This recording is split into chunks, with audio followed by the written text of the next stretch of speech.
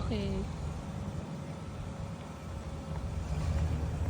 Ate, nasan po yung bahay ng granny ko? Yung bahay ng granny mo? Yung bang granny mo, yung maganda, yung cute? Oo, yung cute. Yung petit? Oo, yung petit. Petit yung Petit yung daliri ng paa. Bakit nawawala ka ba, Iha? Wala ako eh. Hindi mo mahanap ang granny mo? Turista po ako dito. Turista? Probinsyana lang po kasi. Probinsyana naka-Christian Dior? Christian Dior tsaka CK. Kawawa ka naman, maghapo ka sa kalsada? Gutom na nga ako eh. Wawa ka naman. Hanap ka ako ng sinigang.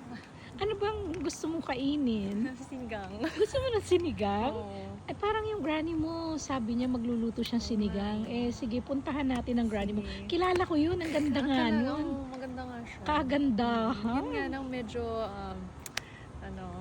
tumambay sa kusina. Okay.